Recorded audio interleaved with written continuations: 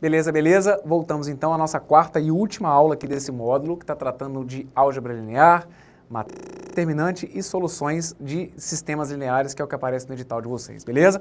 Próxima questão, pessoal, questãozinha número 9. Foi prova aí para o cargo de assistente técnico administrativo, Ministério da Fazenda, provinha de outubro de 2012, foi a prova do ATA, da ESAF de 2012, beleza? Caiu dizendo o seguinte, dadas as matrizes A, 2, 3, 1 e 3, e B, formado pelos elementos 2, 4, 1 e 3, calcule o determinante do produto A vezes B. Bom, a propriedade que a gente vai utilizar aqui, a gente comentou na aula anterior. Então, o que acontece? Você pode pegar e fazer o quê? Tá vendo aqui a matriz A? 2, 3, 1, 3, 2, 4, 1 e 3. Você pode multiplicar os elementos dessa matriz, só que aí você vai ter que, inclusive, relembrar como que você multiplica matrizes. Não é algo trivial. Você teria que pegar o 2 e 3, multiplicar pelo 2 e 1, depois pegar o 2 e 3, multiplicar pelo 4 e 3, o 1 e 3, multiplicar pelo 2 e 1, o 1 e 3, multiplicar pelo 4 e 3. Então, você poderia multiplicar essas duas matrizes, chegando ao resultado, você poderia calcular para mim o determinante desse resultado. Ok, eu vou tentar melhorar um pouquinho minha vida, vou tentar fazer de uma maneira um pouquinho mais simples. Existe então uma propriedade que a gente viu na aula anterior, que diz, aliás, acho que na aula número 2, beleza? Que foi uma prova que a gente resolveu, que eu lembro que foi de analista tributário que a gente usou essa ideia, que é o seguinte, o determinante de A vezes B, ele é igual ao determinante de A vezes o determinante de B. Se A e B são matrizes quadradas, é basicamente isso que diz a propriedade, beleza? Se A e B são matrizes quadradas, então o determinante do produto dessas duas matrizes é igual ao produto dos determinantes, tranquilo? Aqui nesse caso, então, eu acho mais fácil fazer assim, ó. Eu vou pegar e vou calcular o determinante da matriz A. Determinante da matriz A, a gente deixa indicado dentro de barras, então ficaria 2, 3, 1 e 3. Como que a gente calcula determinante de matrizes de ordem 2? É bem mais simplesinho do que de uma matriz de ordem 3. Basta você fazer o quê? Multiplicar os elementos da diagonal principal entre si. Então, multiplica o 2 vezes 3, que vai dar 6. Multiplica os elementos da diagonal secundária, só que a gente troca o sinal dos elementos da diagonal secundária. Se aqui 3 vezes 1 está dando 3, a gente troca o sinal e deixa indicado que o determinante de A tem que ser igual a 6 menos 3, ou seja, o determinante de A tem que ser igual a 3. Está aqui. E o determinante da matriz B? Matriz B vem assim, ó. 2, 4, 1 e 3. Como que a gente vai fazer o cálculo desse determinante? Você vai multiplicar para mim os elementos da diagonal principal, vai multiplicar os elementos da diagonal secundária, só que você vai trocar o sinal dos elementos da diagonal secundária. Então, você fica com 2 vezes 3, que vai dar 6. Só que, na diagonal secundária, como a gente tem 4 vezes 1, o nosso resultado a gente troca o sinal. 4 vezes 1 dá 4. Só que como eu tenho que trocar o sinal, vai ficar menos 4. E aí, eu vou descobrir então que o determinante da matriz B tem que valer 2, ok? Conclusão.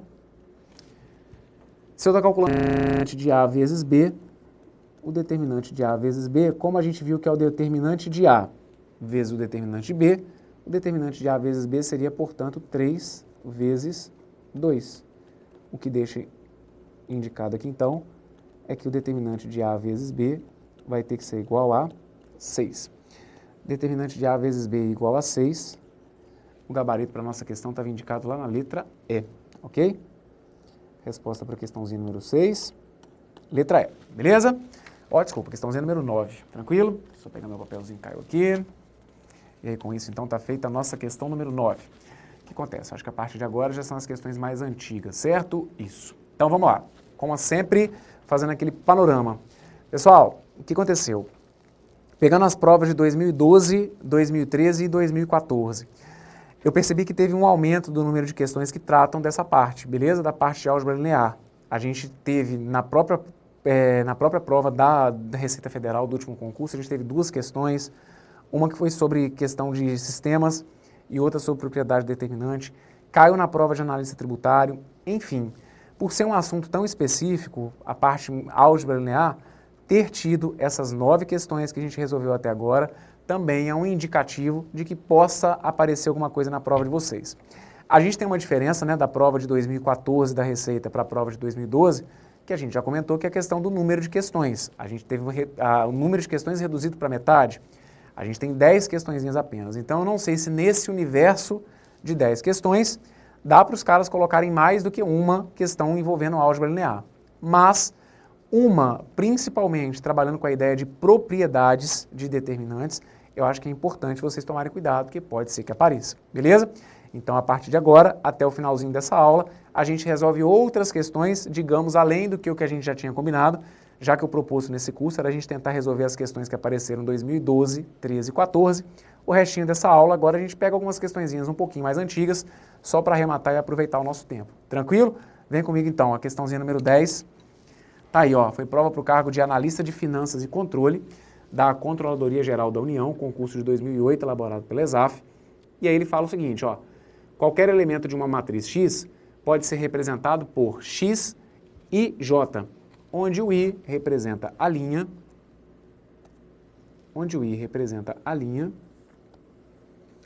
e o J representa a coluna em que esse elemento se localiza. Aí ele fala o seguinte, ó, a partir de uma matriz A, cujos elementos vão ser da forma A e J, de terceira ordem, então para dar a entender que tem 3 linhas e 3 colunas, constrói-se a matriz B, cujos elementos são da forma B e J, também de terceira ordem, dada por... Aí ele coloca isso aqui pra gente, ó, que o B11 é igual ao A31, aqui não vou nem destacar todos, mas ele coloca pra gente essas igualdades aqui. E aí ele fala o seguinte, ó, sabendo que o determinante da matriz A é igual a 100, então o determinante da matriz B, será igual a, e aí vem essas alternativas. Então vocês vão lembrar comigo aqui o seguinte,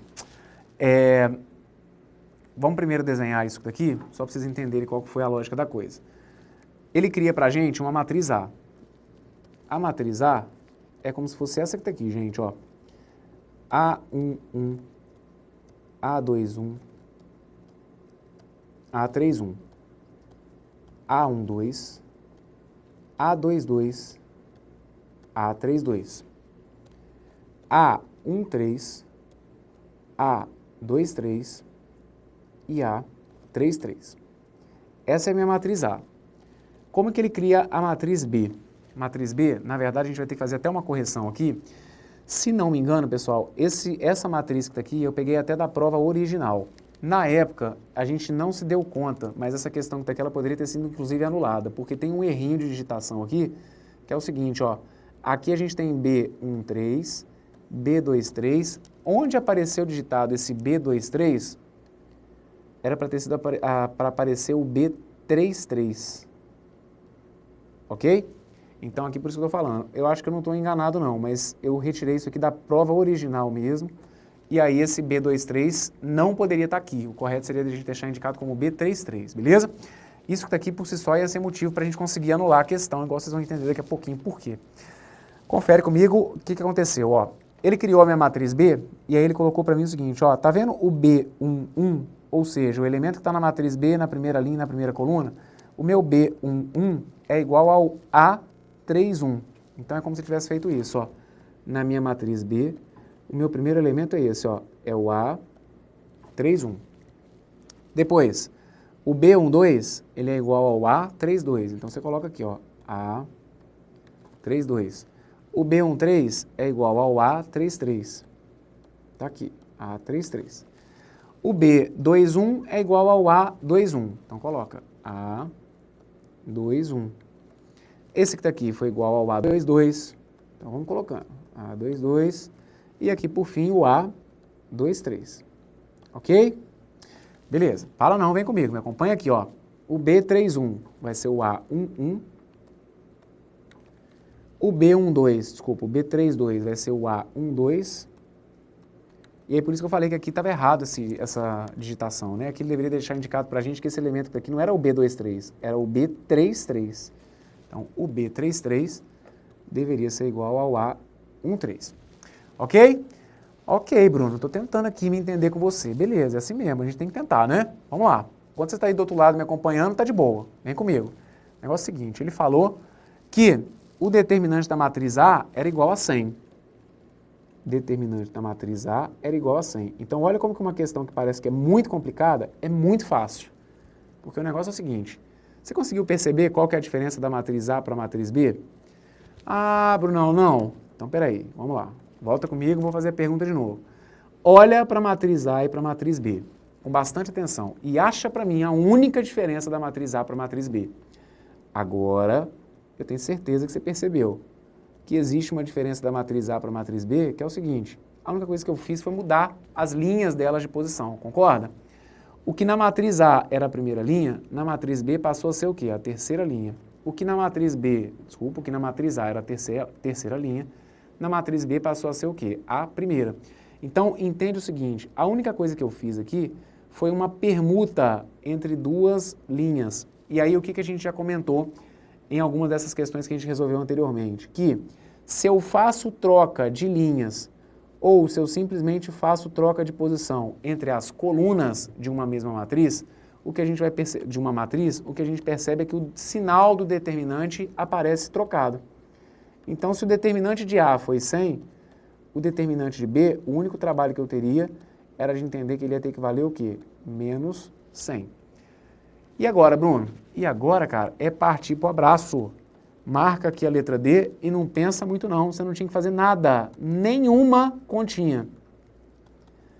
Você só tinha que saber o quê? Simplesmente uma propriedade de determinante. E claro, né, ia ter que desvendar esse enunciado deles, que foi o que acaba que deu muita dúvida no pessoal, disse, eu olhei para essa matriz e eu não entendi nada, professor.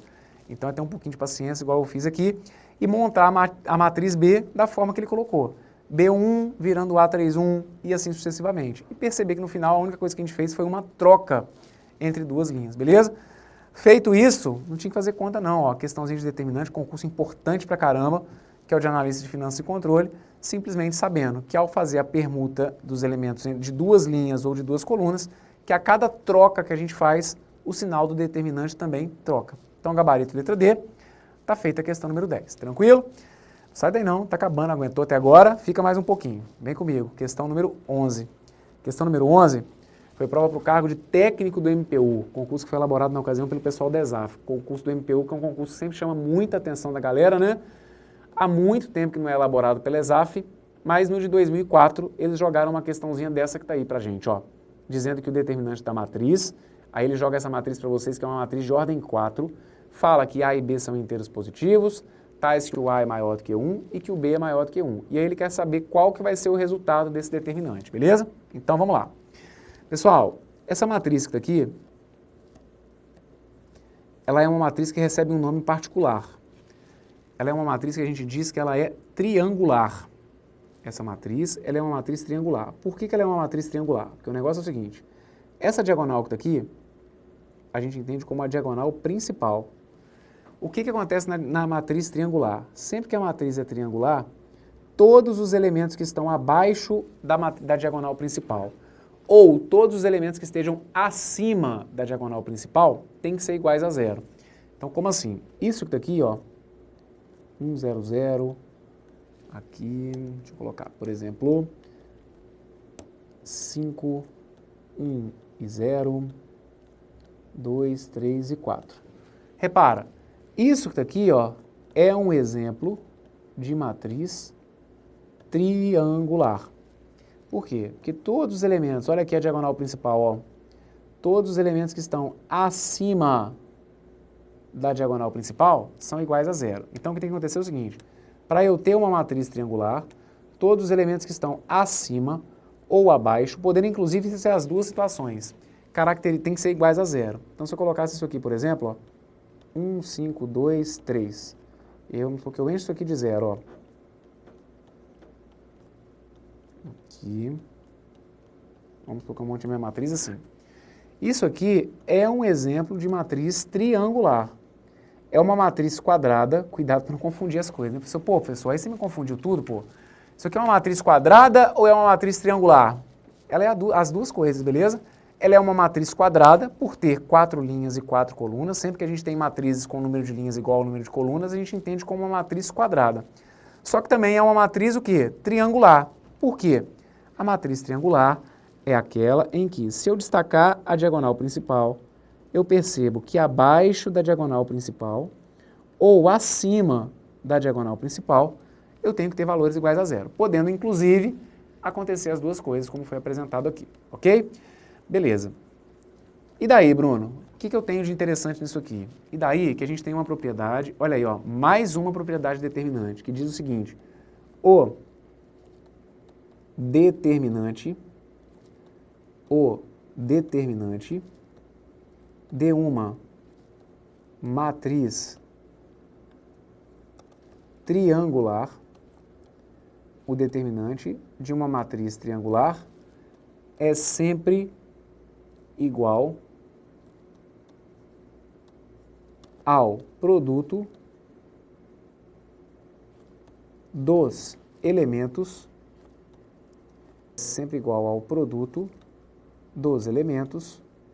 da diagonal principal. É sempre igual ao produto dos elementos da diagonal principal. Como assim? Como assim, cara? O negócio é só tomar cuidado com a emoção, porque a questão é muito simplesinha. O que eu estou te falando é o seguinte, que o determinante daquela matriz ali vai ter que ser igual a esses 4 números aqui multiplicados, ó. O 2 vezes o menos A vezes o 5 vezes o 6. Sempre que a matriz for triangular, repara nisso aí, sempre que a matriz for triangular, você vai poder dizer para mim que o seu determinante vai ser sempre igual ao produto dos elementos que formam a diagonal principal. Então a resposta aqui é o seguinte: o determinante que ele estava pedindo ia ter que ser igual a esse produto, ó, 2 vezes menos A vezes 5 vezes 6. E aí, multiplicando isso tudo, a gente vai encontrar o quê? Ó, 2 vezes 5 vai dar 10, 10 vezes 6 vai dar 60. 60 vezes menos A vai ter que dar menos 60A. Cuidado com o sinal, aqui o A, como ele era negativo, faz com que esse produto seja também negativo, beleza? Então, o gabarito correto aqui ia ter que ser a letra A. Tranquilo? Ok. Deixa eu até apagar aqui, porque senão fica parecendo que eu tampei o sinalzinho de menos, né? Aqui, ó. Pronto. Gabarito letra A. Tá feita essa. Não tinha mais o que fazer. Qualquer outro cálculo que você arrumasse aqui é aquela velha história, né? De arrumar probleminha onde não tem. Então, ó, tá feita. Questãozinha importante, beleza? Trabalha com uma propriedade que a gente ainda não tinha comentado, que pode ser que apareça em alguma dessas provas que a gente está esperando aí do pessoal do ESAF. Beleza? Vem comigo que tem mais. Questão número 12.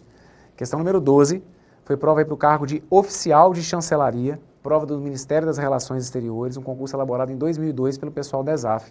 E aí o enunciado na ocasião veio dizendo o seguinte, ó: dada a matriz, e aí eles jogam para a gente essa matriz quadrada, cujos elementos são 1, 1, x e 1. 1, 1, x e 1. E aí ele fala para mim o seguinte, olha, e sabendo que o determinante de sua matriz inversa, é igual a 1 meio, é correto afirmar que o valor de x é igual a... E aí vem essas alternativas aqui pra gente. Então vamos com calma, olha pra cá. Canetinha vermelha, pronto. Estou aqui com a minha matriz, cujos elementos são esses, ó. 1x, 1 e 1. O negócio é o seguinte, vamos supor que essa matriz daqui seja a minha matriz A, beleza? O que ele está me dizendo é o seguinte, o determinante de sua matriz inversa, então é como se estivesse falando para mim que o determinante de A elevado a menos 1, ok? Que é a matriz inversa. O determinante de sua matriz inversa é igual a 1 meio. Beleza. O negócio é o seguinte, a gente já comentou em alguma das questões anteriores que eu resolvi com vocês, o seguinte, se eu estou falando de matriz inversa, o que eu preciso saber é que se eu tenho uma matriz e essa matriz possui inversa, que se o determinante da matriz inversa for 3, o determinante da matriz que eu tenho vai ter que ser o quê? O inverso desse 3. Então teria que ser o quê? Teria que ser 1/3.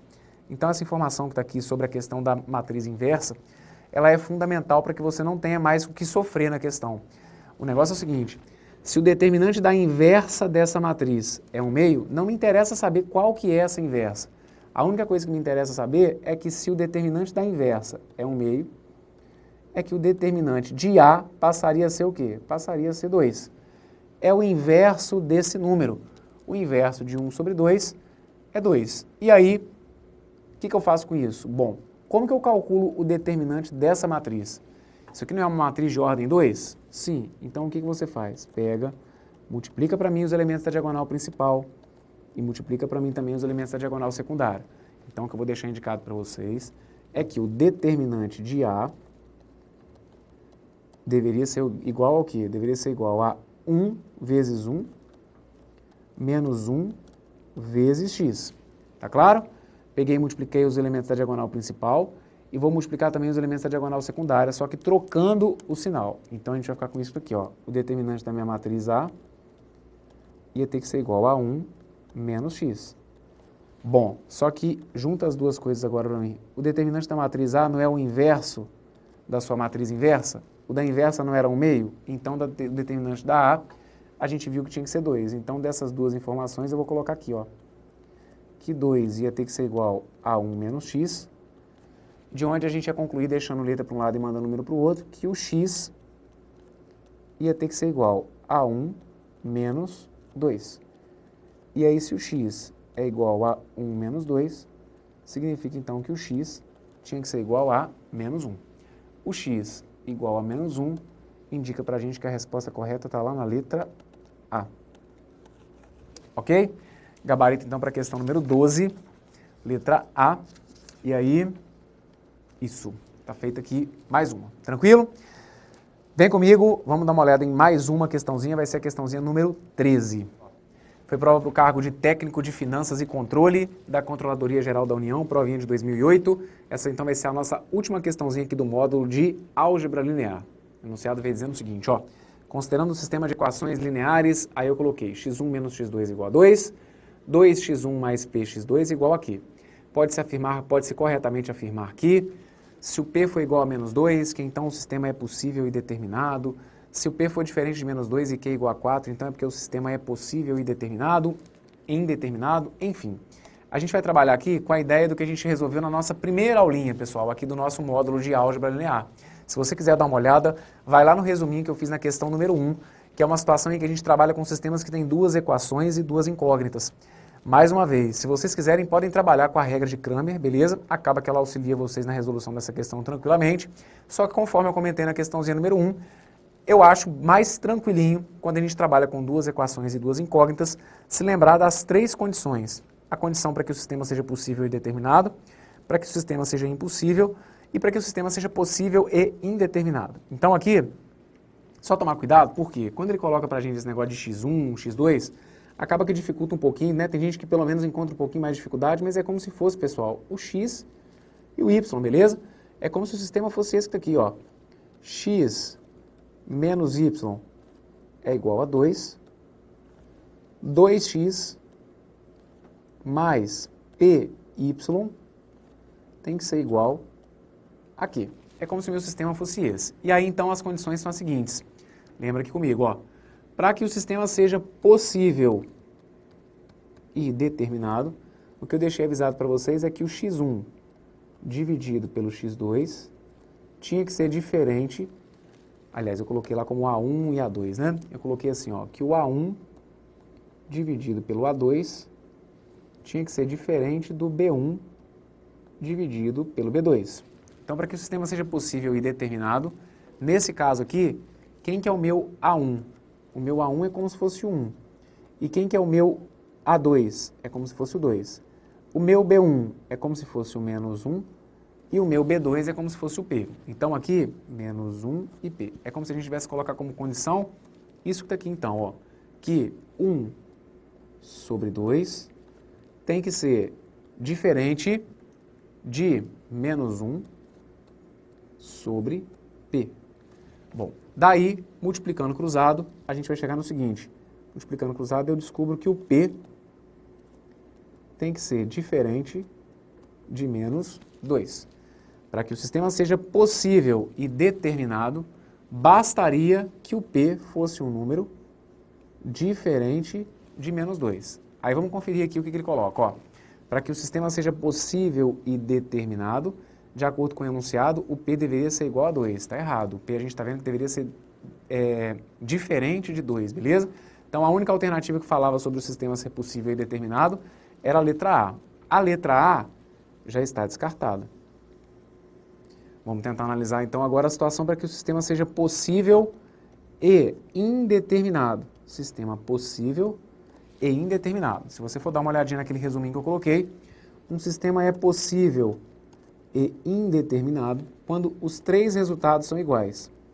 Quando o A1 dividido pelo A2 apresenta resultado igual ao de B1 dividido por B2, que apresenta resultado igual ao de C1 dividido por C2. Então, todos os resultados têm que ser iguais. Então, vocês deveriam apresentar para mim a seguinte ideia. A ideia de que 1 sobre 2 tem que ser igual a menos 1 sobre P, que tem que ser igual a 2 sobre Q. Ok? É isso que a gente vai precisar marcar. Então, vamos lá. Como que a gente sai disso daqui? Tem gente que às vezes fica com dúvida. Confere aqui comigo. Você vai pegar e vai multiplicar cruzado esses dois, beleza? O P vezes 1 vai ser P. O P tem que ser igual a menos 2. Então, para que a gente tenha sistema possível e indeterminado, a primeira condição é essa, que o P seja igual a menos 2, ok? E depois, como que eu faço para chegar no valor do quê? Das duas, uma. Ou você troca para mim esse P por menos 2, ou você entende que já que 1 meio é igual a menos 1 sobre P, que é igual a 2 quartos, que é porque então 1 meio tem que ser igual a 2 quartos, beleza? Então, vou colocar aqui, já que 1 meio tem que ser igual a 2, aliás, 2 quartos, não, 2 sobre Q, né? 1 meio tem que ser igual a 2 sobre Q. E aí, a gente ia descobrir que para que essa condição que está aqui fosse atendida, o Q deveria ser igual a 4. Então, eu precisaria dessas duas condições sendo atendidas para que o sistema seja possível e indeterminado. Que o P fosse igual a menos 2 e que o Q fosse igual a 4. Confere. Nenhuma das alternativas fala isso, Para que o sistema seja possível e indeterminado, ele já começa dizendo que o P tem que ser diferente de menos 2. E aí está errado, tem que ser um P igual a menos 2, beleza? Então a letra B já está fora. E a letra C começa até bem. Ele começa dizendo que o P tem que ser igual a menos 2. Ok, só que ele vira e fala que o Q tem que ser diferente de 4, quando na realidade o Q tem que ser igual a 4, ok? Então a letra C está fora. Então a gente vai depender aqui da análise para que o sistema seja impossível. E aí, para que o sistema seja impossível, a condição que eu coloquei para vocês é que o A1 dividido pelo A2 teria que ser igual ao B1 dividido pelo B2, mas esses dois resultados deveriam ser diferentes de C1 dividido por C2. Então aqui a gente vai ficar com isso, A1 é 1, A2 é 2. A gente está lidando com esses caras aqui, beleza? 1 sobre 2 tem que ser igual a menos 1 sobre P, tem que ser igual a menos 1 sobre P, que tem que ser diferente de C1 sobre C2, que tem que ser diferente de 2 sobre Q. Então, confere comigo. Vamos fechar esse módulo com esse cálculo que está aqui, 1 sobre 2 é igual a menos 1 sobre P, então a gente vai descobrir que o P tinha que ser igual a menos 2. Beleza. Já que 1 sobre 2 é igual a menos 1 sobre P, e já que esses dois aqui tem que ser diferentes de 2 sobre Q, de novo, das duas, uma. Ou você substitui para mim o P por menos 2 e resolve essa inequação, ou você entende que o 1 meio também tem que ser diferente de 2 sobre Q, que é o que eu vou deixar indicado. 1 meio tem que ser diferente de 2 sobre Q, de onde vocês iam concluir então que o Q ia ter que ser diferente de 4. Pronto. Para que o sistema se torne um sistema impossível de ser resolvido, eu deveria ter essas duas condições aqui sendo atendidas. O P igual a menos 2, o P deveria ser igual a menos 2, e o Q deveria ser um número diferente de 4. P igual a menos 2 e Q diferente de 4, vocês estão vendo que o resultado está indicado para vocês aqui, lá na letra D. Se o P fosse igual a menos 2 e o Q fosse diferente de 4, o sistema seria impossível. Gabarito para essa questãozinha, então, letra D de dado. E com isso, vamos nos despedir aqui da parte de álgebra linear. Matrizes, determinantes e sistemas lineares. Demos conta, resolvemos as últimas questões que apareceram. O nosso próximo módulo é um módulo que trata da parte de matemática básica. Não se iludam com o nome do módulo, beleza, pessoal? Matemática básica, a gente vai trabalhar com algumas questões que realmente são bem diretas, mas tem algumas que, apesar de tratar de assuntos um pouquinho, né, teoricamente mais simples, mas tem questões da ESAF que são extremamente inteligentes, mesmo abordando assuntos teoricamente mais facinhos, beleza? Então aguenta aí, daqui a pouquinho a gente volta, a gente tem algumas questões para trabalhar dentro de matemática básica, beleza? Tudo de bom para vocês, até daqui a pouquinho, valeu!